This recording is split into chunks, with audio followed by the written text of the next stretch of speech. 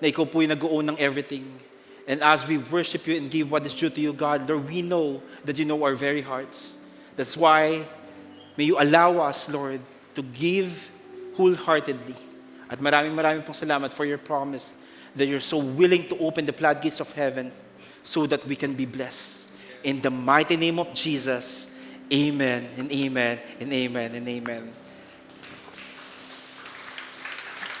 Good afternoon, church. Welcome to Victory. We do two things. We honor God and we make disciples. But before anything else, let me just acknowledge Pastor Mark.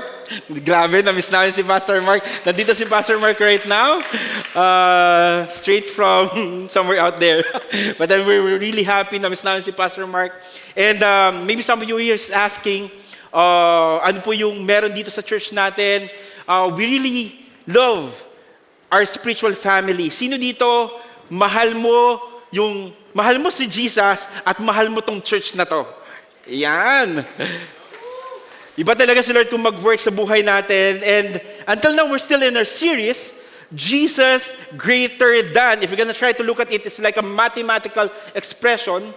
Pero in reality, we're not just talking Jesus greater than, but rather we're saying Jesus is better than. Because we believe that Jesus is far greater than anything else or anyone else. Meaning, He's better than anything that we can see, anything that we have. That's why, for the past how many weeks, pang 10th week na po natin to. And for today, what we're going to talk about is something about Jesus' better possession. So, hindi yata nagpa-flash sa screen yung kiniklik natin. Yan, Jesus' better possession. So, what we're going to do, we're going to continue and dive in the very Word of God. We're gonna go straight ahead sa Hebrews chapter 10. I would like to ask everyone to stand up and open your Bible in Hebrews chapter 10, verses 32 to 39. So paulit-ulit po natin sinasabi dito na if you're coming here, if this is your first time, meron po tayong something on the screen so that you can follow us. But let me just encourage everyone, bring your Bible. Madali po mag-download ng Bible sa smartphones natin, but I'm really encouraging everyone to have your hard copy ng Bible. Because ito lang po ang pinag-uusapan natin, salita ng Panginoon. Kung naniniwala tayo na may power ang salita ng Panginoon, this is the best investment that we can ever have. So let me just take this opportunity to read Hebrews chapter 10, verse 32 to 39. Ganun pa rin yung gagawin natin. Sabay-sabay natin itong babasahin. I'm gonna start, and then continue yung ating passage. Hebrews chapter 10, verse 32 to 39. It says here, "But recall the former days,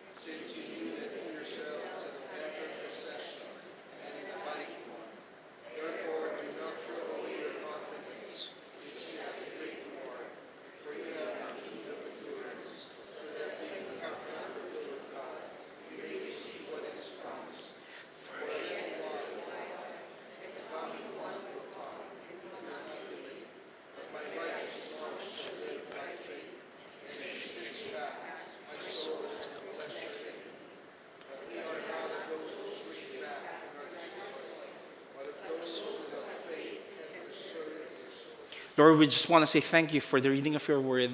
Lord, this is our prayer that it may illuminate in our hearts, Panginoon. May you change us. May you transform us. In the mighty name of Jesus, amen and amen. You may take your seats. As we continue our series, Jesus Greater, pag-usapan nga natin is all about Jesus' better possession. The very background of that passage that we read a while ago in Hebrews chapter 10 is almost the same as background of those different topics that we had in the past. But there's something that is so different.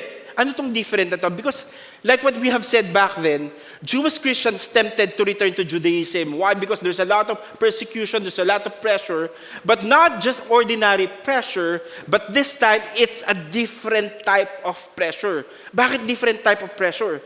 Ito yung mga Kristiyano that they were able to declare who Jesus in their lives, in-accept nila si Jesus as their Lord and Savior, but right now, ang heart nila, because of the different persecution, I really want to go back to Judaism. Babalik na lang ako sa dati kong old practices because maybe when I go back to my old practices and even old system, baka hindi na ako ma-persecute.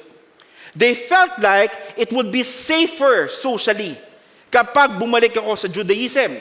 Why? Because kapag bumalik sila sa Judaism, ang heart nila, feeling ko, they will respect me because I'm gonna be part of the community. Hindi na nila ako ipapersecute.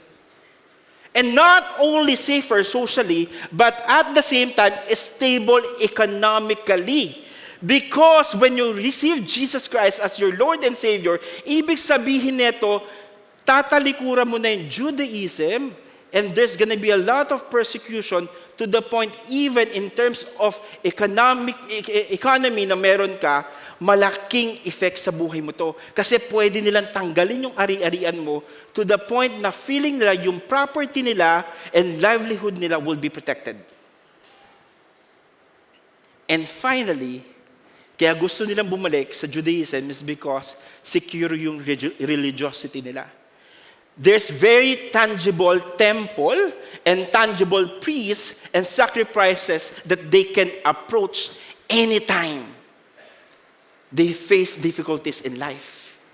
If you're going to go back and check John chapter 9 verse 22, I'm using the Amplified version, sabi niya dito, his parents said this because they were afraid of the leaders of the Jews. For the Jews had already agreed that if anyone acknowledged Jesus to be Christ, he would put out of synagogue to the point na merong excommunicated.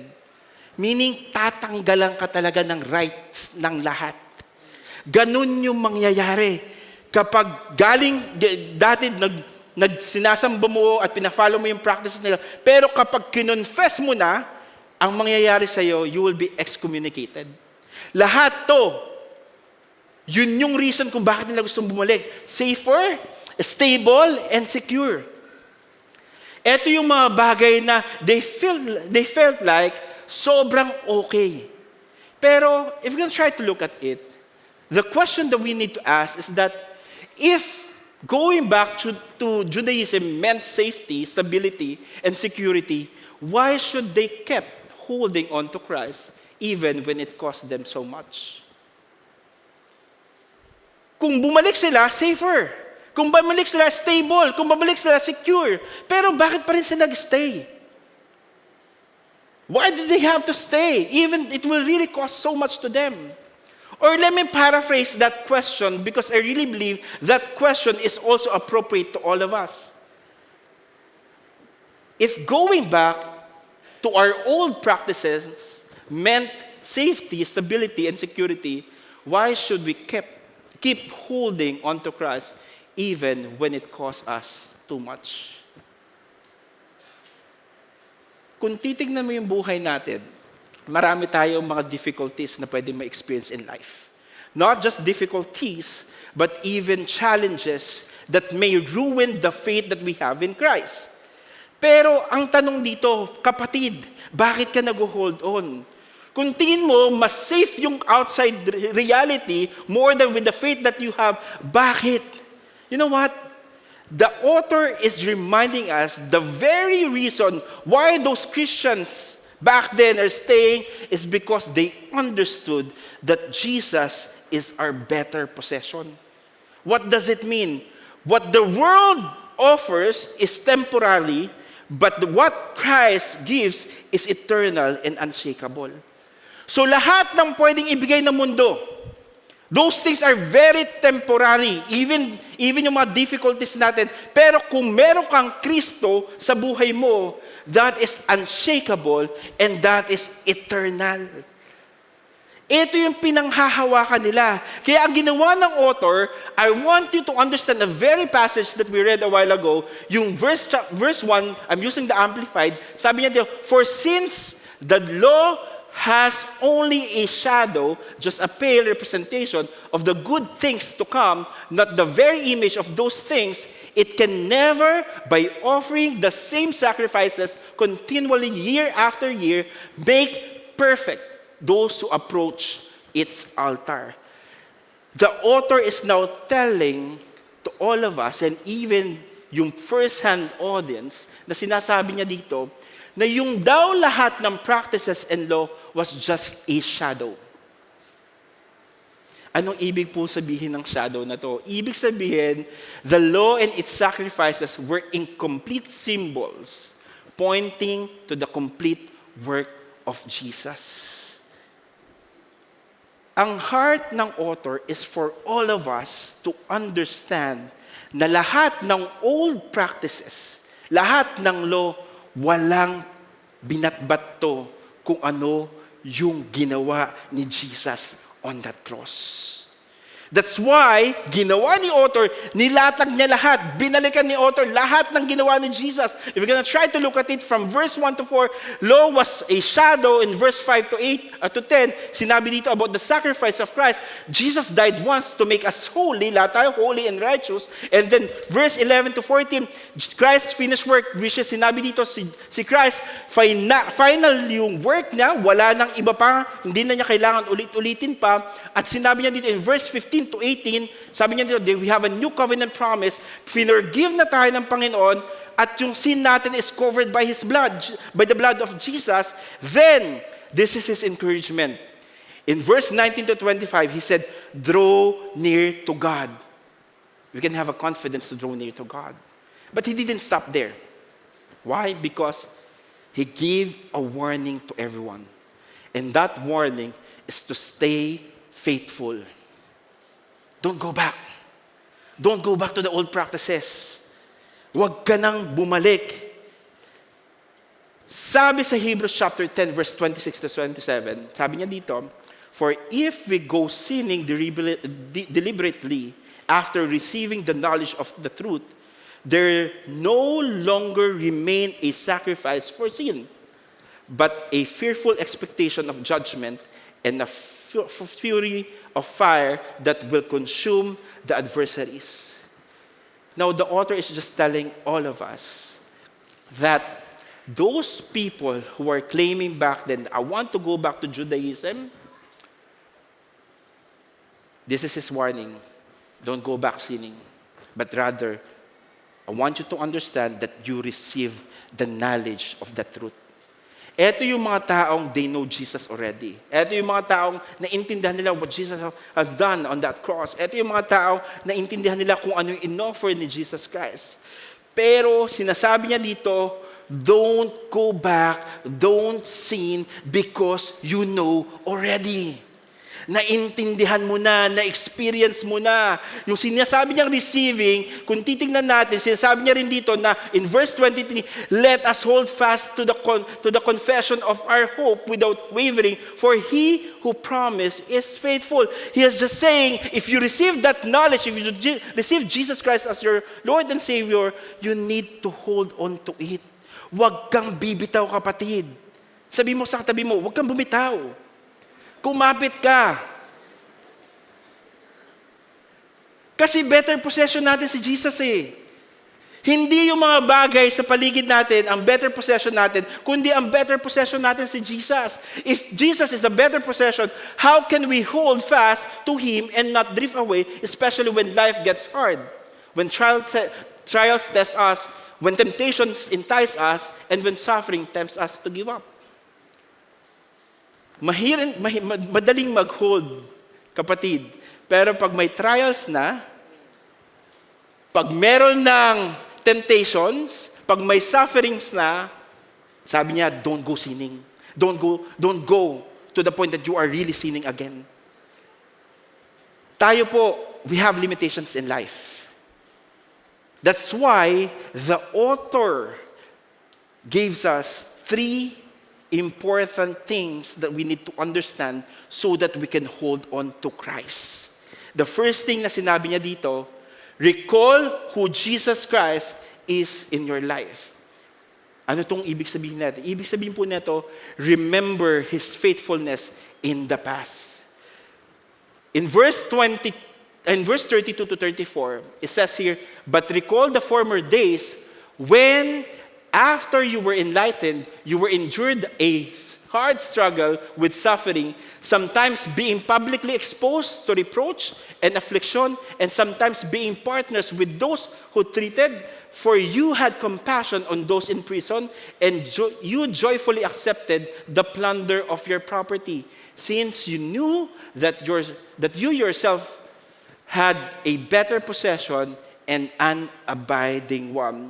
The Hebrew writer is really reminding the believers, after they trusted who Christ is, sabi niya dito, yes, you trusted Christ, and I really understand that you had sufferings. May mga pinagdaanan ka. Naintindihan namin, kaya kung gusto mong bumalik doon, kasi may persecution. At ano itong mga klaseng persecution at mga pinagdaanan mo sa buhay? Unang-una, sabi niya, you had struggle with sufferings. Grabe yung as in hard struggle. Ibig sabihin ng hard struggle, hindi to ordinary struggle na pinagdadaanan mo. Something na pwede ka na mag-give in. Because yung hard struggle na pinag-uusapan dito, they face pain, rejection, they lost everything because of their faith. And not only that, yung hard struggle na yan, nagkaroon din sila na tinatawag na publicly exposed to reproach or and even affliction. Ano ibig sabihin nito? Ibig sabihin na they were made fun, pinagtatawanan sila, they looked down on them in front of those believers and in front of those people. Hindi lang sila pinagtatawanan, eto rin yung moment na na-jail na sila, na-beaten na sila, na-deprived na sila. Ganon po yung suffering na pinagdadaanan nila. Hindi po tutulad ng suffering na pinagdadaanan natin na na-judge tayo na Kristiyano tayo.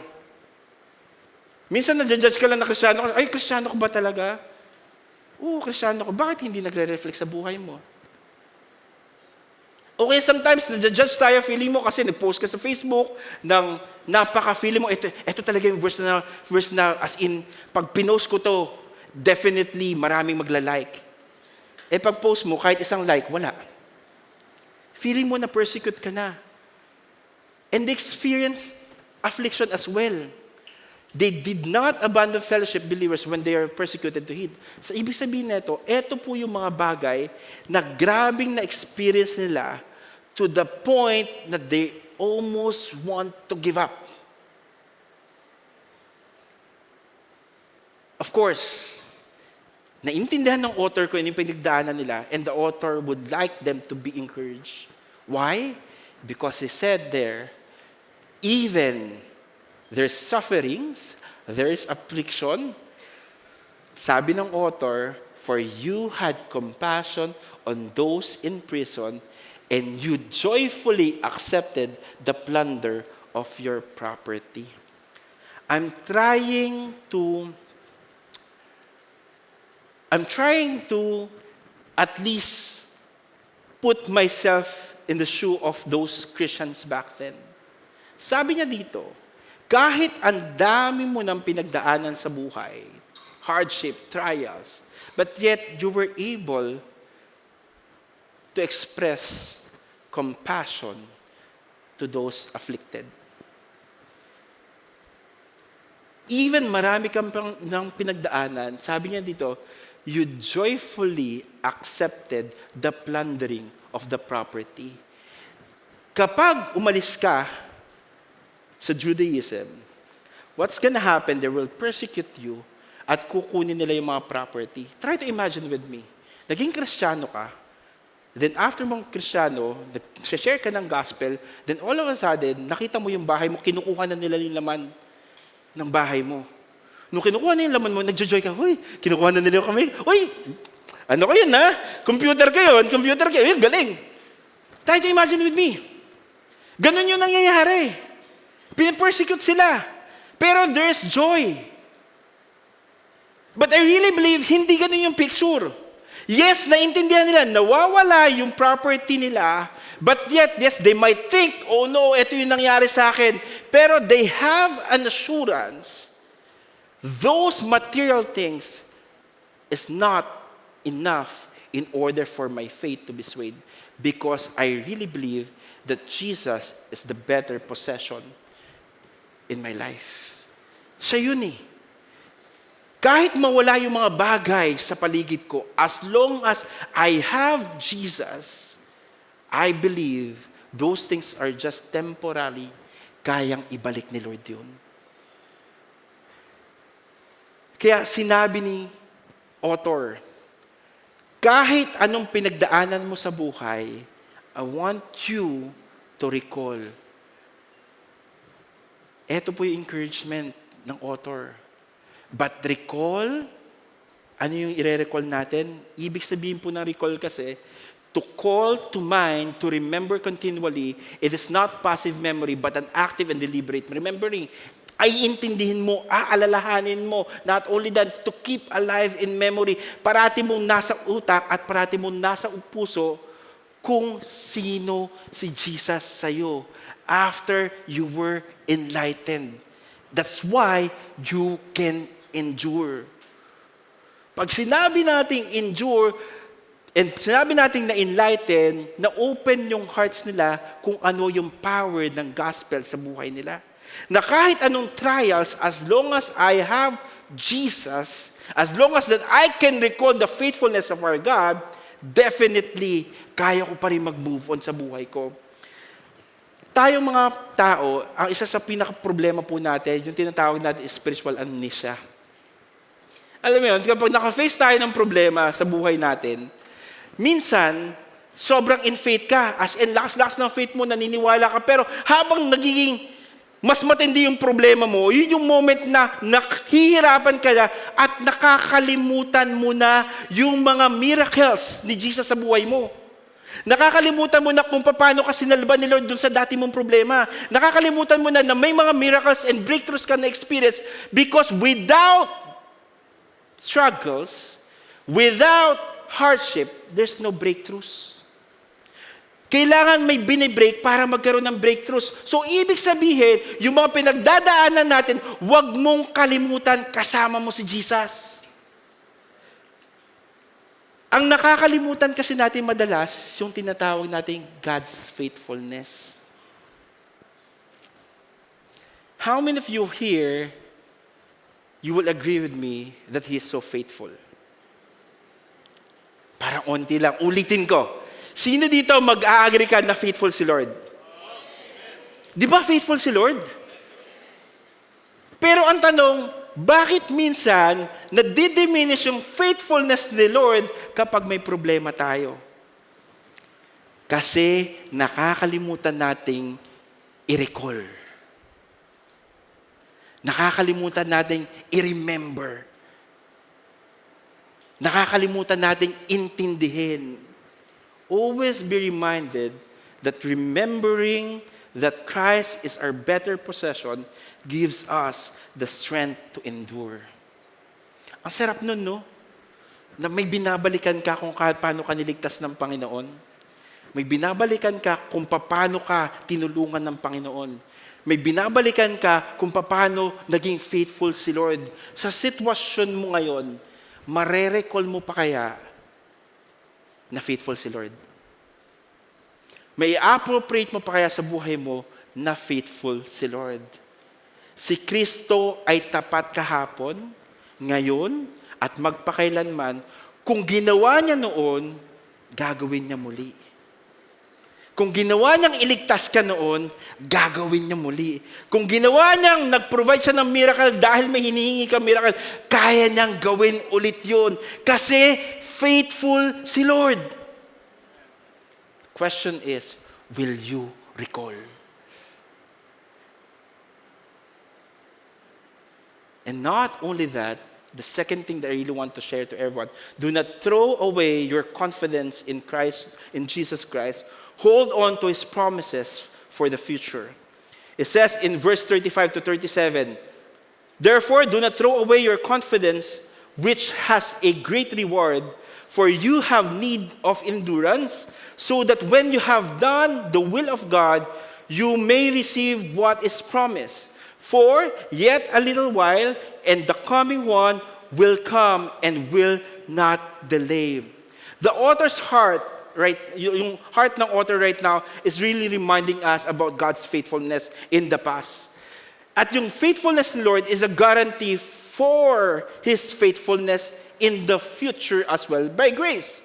Kung naiintindihan natin that we need to recall it, we also have to make sure, kaya sinabi dyan, therefore, naintindihan nyo na ito yung ginagawa ng Panginoon, you just have to recall, therefore, ito yung sumunod na kailangan natin gawin. Sabi niya, do not throw away your confidence. Do not throw away your confidence. When we say do not throw away your confidence, to cast off, discard, or abandon, wag mo daw i-abandon yung confidence na meron ka. At ano naman yung sinasabi niya yung confidence na to? Yung confidence, yung boldness mo, yung assurance mo, yung freedom mo to approach God. Ito kasi nagiging problema. Now they're being persuaded and they're being attacked by Judaism, may mga persecution. Ang nangyayari, nawawala yung confidence nila kung sino si Christ sa buhay nila. Kung nawawala yung confidence nila kay Christ, ang nangyayari, hindi na rin nila ina-approach si Christ. Kung ano yung mga promises, hindi na ina-appropriate yung mga promises ni Lord. Pag nawala kasi yung confidence mo, what is happening is that you are relying on yourselves. Because confidence is not self-assurance, but Christ's assurance. Sino ba si Lord sa buhay mo?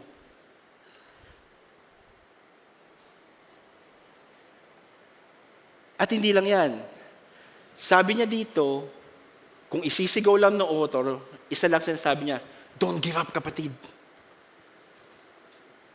Sa pinagdadaan mong persecution ngayon, don't give up, kapatid. Huwag mong itapon yung confidence mo. Why?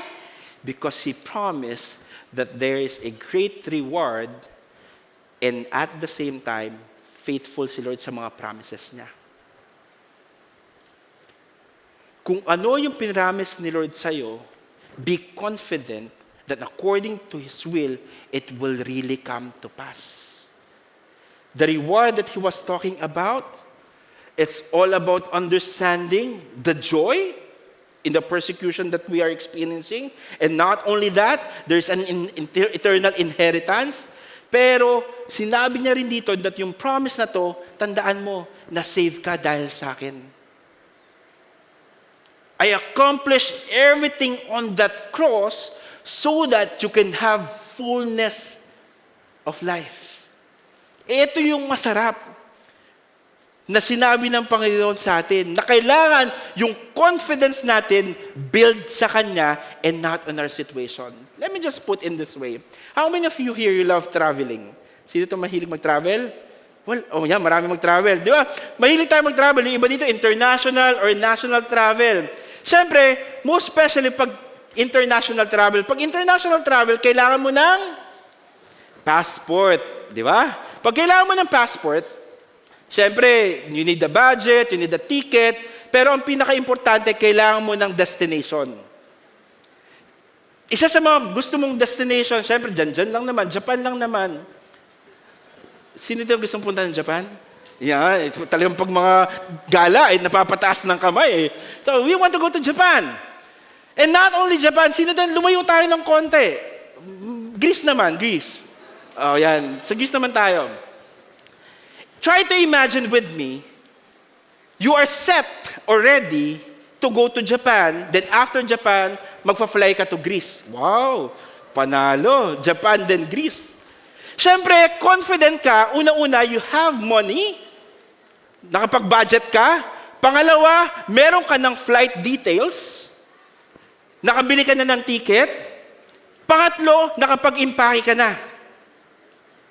Tapos, ang masaya pa dito, bukas na yung flight mo. Talaga, saya-saya, no? Ang nangyari, ito yung masakit. Sobrang excited ka, natapon mo pala sa basurahan yung passport mo. Excited ka nang umalis, pero yung confidence mo umalis, nawala dahil wala ka ng passport. Kahit gaano kaganda yung material things sa paligid mo, kahit gaano kamahal yung ticket na meron ka, pero pag nawala ang passport, kahit umiyak ka, hindi ka makakaalis, kapatid. Ganon din po yung laban natin sa walk of faith natin. Pag nawala si Jesus sa puso natin, nawala si Jesus sa mga plano natin, I'm telling you, it's gonna be hard to be confident that we will achieve those things. Why? It will never be self-assurance, but it will always be Christ assurance. Kapatid, kung sa material things ka nakatingin, you are putting your confidence to something that's very tangible. But if you're going to put your confidence to God, I'm telling you, may gantimpala ang Panginoon sa'yo. Makakapunta ka ng Greece, makakapunta ka ng Tokyo, kasi hindi mo matatapon yung passport mo. I don't know about you. That's why we need to put our confidence in Christ alone. Remember, huwag mong bitawan ang tiwala mo kay Kristo dahil may nakalaang gantimpalang walang hanggang para sa'yo. Ito po yung promise ng Panginoon. Tiwala ka, kapatid. Huwag kang bibitaw. Huwag kang kumanta ng gusto ko nang bumitaw. Huwag ganon, kapatid. That is not the appropriate place for you to sing that song. But rather, be confident in Christ alone. How many of you here, you want to put your confidence in Christ alone? Laban, kapatid. Huwag bibitaw.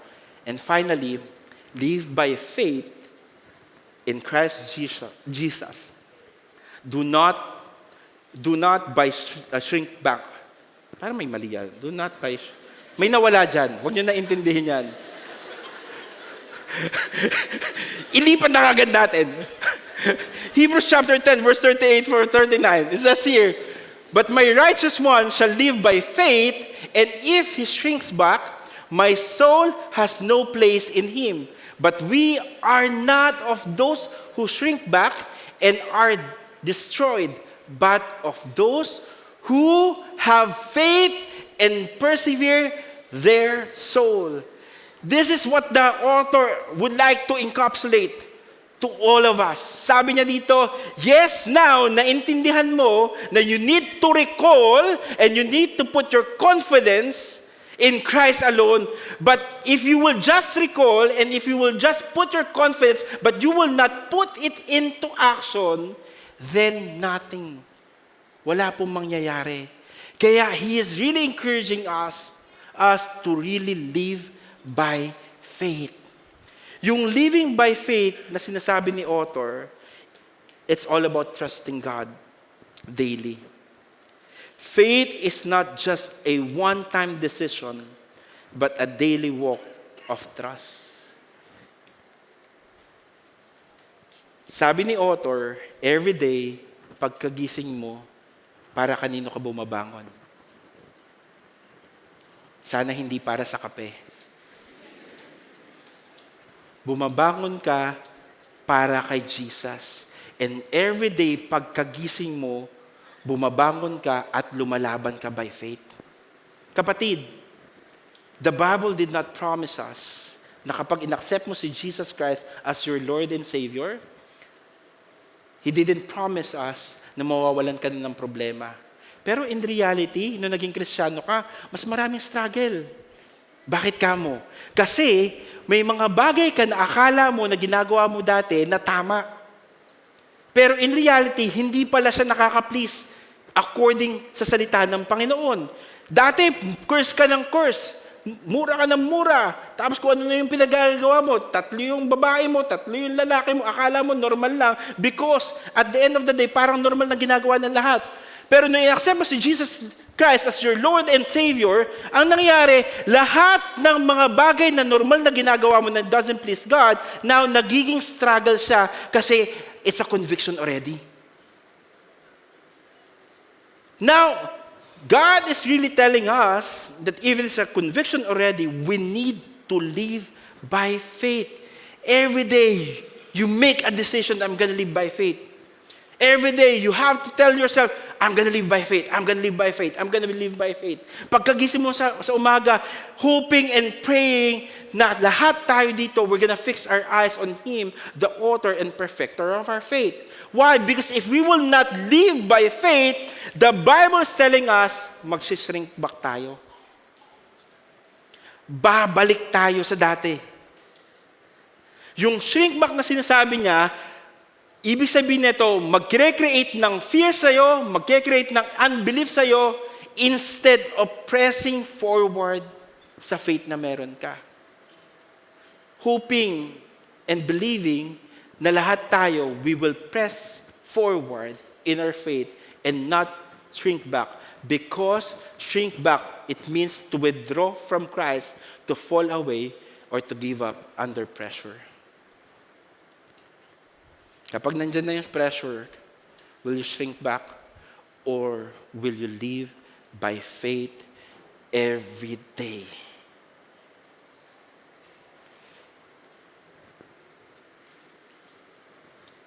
Why? What will be your option? Will you shrink back or will you live by faith every day? And the great thing about it, in-encourage niya yung mga Christians to understand that we are not of those who shrink back and are destroyed. Hindi daw tayo yun. Hindi yung katabi mo. Hindi ikaw yun. Because tayo, we made a decision already in our lives, that we will fix our eyes on Him, the author and perfecter of our faith. And as I end, how many of you here, you remember the story of Peter? Diba ito yung story of Peter na nakakita sila para, uy, there's a ghost. Ang layo, ayun pala si Jesus. Then when they realized it was Jesus, sabi ni Peter, siya lang yung may lakas ng loob, Jesus, if that is you, let me walk on water and go to you. At that very moment, he was so confident. Maybe he's recalling, he was able to recall that God made so many miracles in the past. Now, it's about living by faith. Siya na lang yung may bukod tanging lakas na loob. Lord, let me go to you and let me walk on water. Ano sabi ni Jesus? Come. Then he stepped out in faith and walked by faith, and he was able to walk on water. Grabe yun. Na-excite ako pag dumating yung time ko, nakunin na ako ni Jesus, pero wag po muna ngayon. Okay. Na-excite ako na gusto kong tanungin si Peter, Peter, anong feeling na maglakad sa tubig? Kasi hindi ko ma-imagine kung paano nangyayari yun. Now, nung naglalakad si Peter, he was living by faith. And he was fixing his eyes on Christ alone, the author and perfecter of his faith. And he's not looking around except on Jesus. Pero, nung na-distract na siya because there's a big squall, big waves, that is the moment na nag-shrink back siya. Literal. Kapatid, in your current situation, maybe you can recall how faithful our God is. Maybe you can throw off and be confident that Christ will appropriate everything, but if you will not live by faith, the tendency is we will shrink back.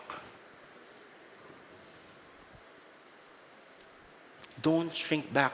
Kasi sabi niya dito, hindi tayo yun. Tingin ka sa tabi mo. Sabihin mo sa katabi mo, hindi ikaw yun. Live by faith. Why? Because living by faith means holding tightly to Jesus Christ, our better possession, persevering through trials, and trusting in His promises. Panghawakan mo, kapatid, na kaya mong i-recall, na kaya mong iput yung confidence mo sa Panginoon, at huling-huli, kaya mo mag-live by faith. This is a challenge for all of us. Mapabago kang Kristiyano o bago kang Kristiyano, across the board, He's telling us to recall who Jesus Christ is in your life, in our lives. And not only that, He's encouraging us not to throw away our confidence in Christ Jesus. And finally, He's telling us that we have to live by faith. And this is what we're going to do. Can I ask everyone to stand up? And I'm going to call on the music team to come here in front. We're going to sing this song. We're going to worship God today. And as we worship God, can we allow the Holy Spirit to speak in and through us? Allow Jesus Christ and allow the Holy Spirit to touch us, that we need more of Jesus. It's not about the tangible things, but it's all about our greatest reward, and that is Jesus. The greatest, or let me just say, the better possession that we can ever have in lives. And just worship Him.